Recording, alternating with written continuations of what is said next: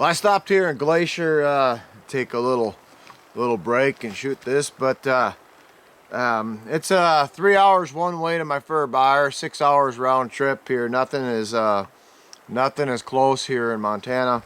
I like to a couple different ways I like to sell fur.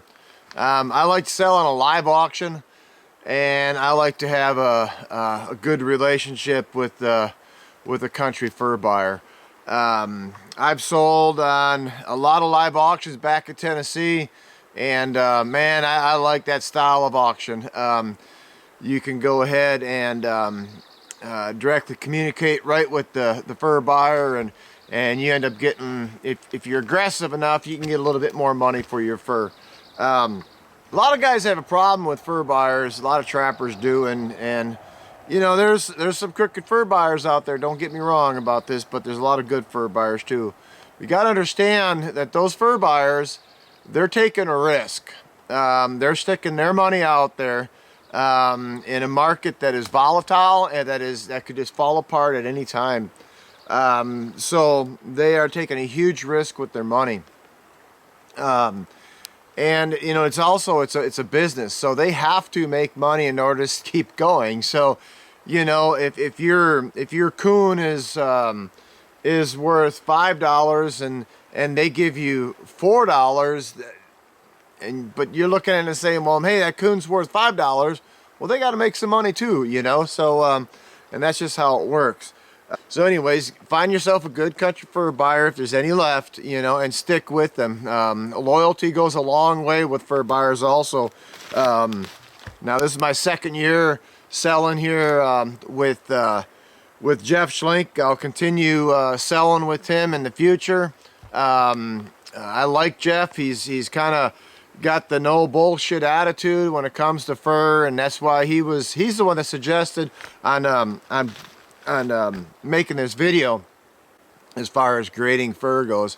The beautiful place to stop. I'm here in Glacier Park, and yeah, a lot of history here, man. I always get this weird feeling of you know, the explorers and Indians and fur trade and all of that when I come through here. It's a pretty cool spot, man.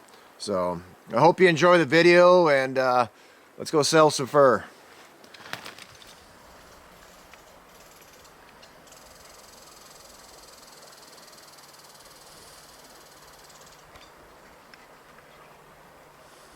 Alright, I made it through the mountains, a little bit of snow on the road and everything, but we're over here at Jeff Schlink's, over here in Cut Bank, and we're about to sell a little bit of fur. I'm really excited about this. Jeff is kind of a specialty, kind of a buyer. You know, he makes a lot of product here, which is awesome. So everybody, this is Jeff Schlink with Poor Boys Sporting Goods. Poor Boy Sporting Goods. So yeah, we're gonna go ahead and go through. I got some winter rats here. I got some fall rats. I got my mink, and then of course beeves. I got a couple red fox. I got a badger, a fall badger, and I got coyotes here too. So we're gonna go through everything.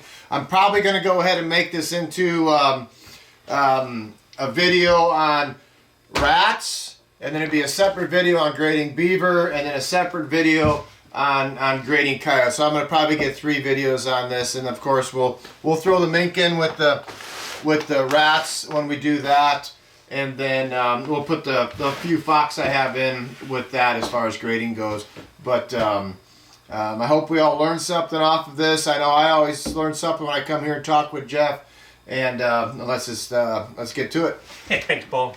Let's start with mink. Mink's kind of a universal animal. They use it for a lot of the trim, cuffs, collars, things like that. Mink coats are pretty much gone anymore, but the trim trade is still there for it. What you want on a mink is good, uniform underfur and an even guard hair.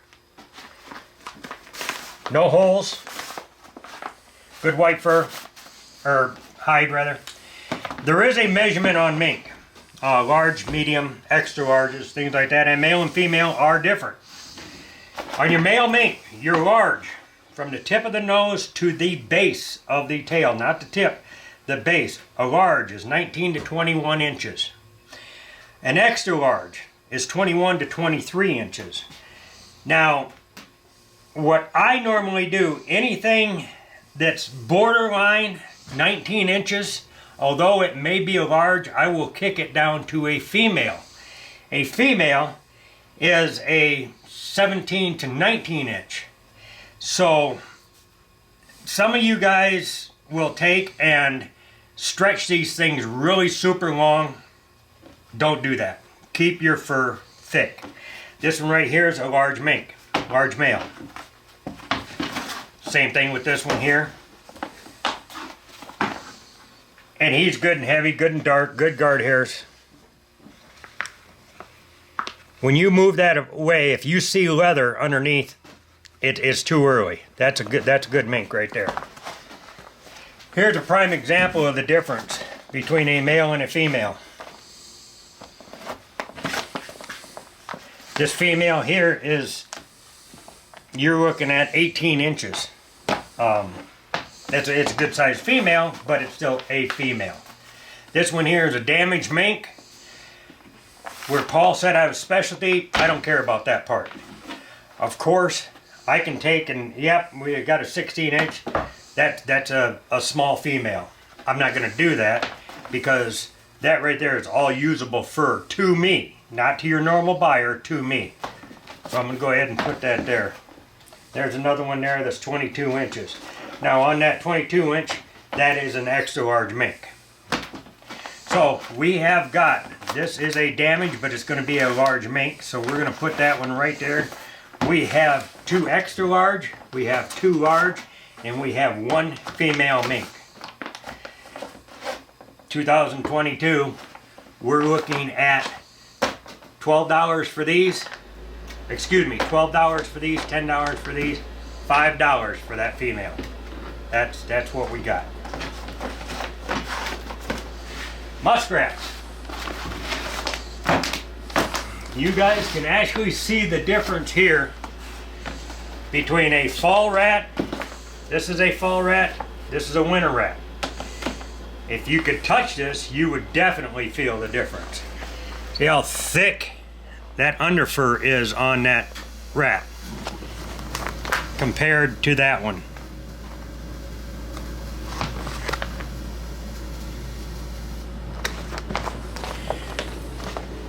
Rats also have a size chart. 13 to 14 inches large, and that is from the tip of the nose to the most forward part of the fur. 12 to 14 on a large, 14 to 15 and a half on an extra large, 15 and a half to 17 on a double X, and then anything above 17 is your triples. Okay, that's a 14-inch rat right there. So it's good and wide, undamaged. I'm going to put that there. I will decide later whether I want to move that on up to an extra large or keep it at a large. This right here, this is a 14.5 inch. So that is a extra large. That is an extra large muskrat. Watch your piles from your buyers. Same thing here, that's 14.5. That right there is 11.5 inch. That is a small rat. We're going to put that on over here. Now, I don't want to piss off any of the buyers, but you will catch these guys. That's a 12-inch rat. That's another medium rat. There's a 14-inch right on the edge here. You don't want that buyer to throw that over there, so watch your buyer. There's a 13.5 inch. There's a 12. There's a 12.5. 13 is your magic number. Right there's a 10-inch. He's slipped on the board is what he's done. He's pulled himself on up. Still, he's a 10-inch rat. and there's 12 and a half. You've got 2, 3, 4, 5, 6. You've got 6 medium rats. You've got 2 large rats, and you have 2 extra large rats. These are right on the border. With me, I'm going to take it, I'm going to go ahead and throw those over there, and I'm going to offer Paul $5 a piece for those rats. These rats here are all medium and smaller. Those right there, to me, are $2 rats. Now, when we get into the good stuff, you've got winter rats, you're at 15 inches. That's actually a fall rat right there. That one right there, yeah, that one's a fall rat. Sorry. Really? Yep. Had to have been late fall. It probably was, but I put my winter rats went on boards and my fall rats went on wire stretchers. Because that is heavy. Yeah. That is extremely heavy. Yeah. Okay. You've got 14 and a half. 15 and a half. 14. So far, all of these are extra large rats. There's a 13 and a half. We're going to put him over here. There's a 15 and a half. There's a 15 and a half. There's a 14. You got 2 15 and a halves here that are extra large. This is right on the brink. I'm going to go ahead and I'm going to put that over in the large. You've got 6 rats that are extra large. You got 3 rats that are large. I'm going to $4 for these, $5.50 for these.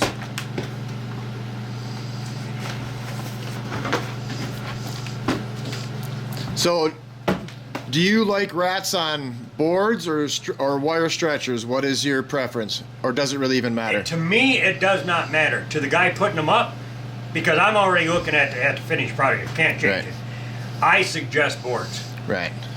You can get a little bit more length, and believe it or not, that 1/4 of an inch may save you $1. Sure. Or make you $1, I should say. Sure. Absolutely. You know. Absolutely. I personally use stretchers or wire forms for my muskrats, but I'm not reselling mine. Right. I'm using. Right. Now I still see sometimes. Well, I've seen before guys are still using wire on mink. That's a bad deal. Don't ever do that. Don't ever use wire on mink. Don't ever use wire on a mink. No, absolutely. Or a marten. Right. Correct. You know. Actually, the only thing that I use wire on is my raccoon and my muskrats. Right. Right. Otters go on boards. Mink, marten go on boards. You know, coyotes, of course, absolutely go on board. Same thing with your fox. Yep. Now, are you accepting any muskrats from around the country? Do you accept rats coming in from other people or whatever? Absolutely. I take, and every year, I need muskrats and I need beaver. We build garments, hats, gloves, or mittens, shawls, all kinds of things. And I cannot get enough muskrats, good quality muskrats, or beaver. I ended up buying 200 muskrats out of Minnesota this year. I bought 150 beaver out of Maine, on top of the 100 and some beaver that I got here in Montana. Where I happen to live here, we're in the middle of the desert, so you got to run for 150 miles to find water where there's beaver or not muskrats. Right. That's why we don't get them here. Right. But absolutely, anybody want to contact me? We buy for all over the United States. I just got back from Alaska 2 weeks ago. We purchased wolves, wolverines, lynx, and fox from up there. Awesome. So. Awesome. Is there absolutely. any special section you want your rats to come from? I would like New York rats. New York muskrats. Okay. New York muskrats are very good. Montezuma rats are the ones I'm looking for, but those are, you know, a very select rat, and Right. Not a whole lot of them there. They're there, but there's not a whole lot. Right. Right. But again, and you guys hear it from everybody, but we use the product that we buy. We're just not buying it and reselling it. I have never sold to an auction in my life. And until this year, we bought a lot of fur. Everybody's kind of holding off this year because they're shell shocked, especially on the coyotes, from $120 down to $50. But I just buy them from all over the place. I'll buy, people from Georgia, from Alabama, from Texas.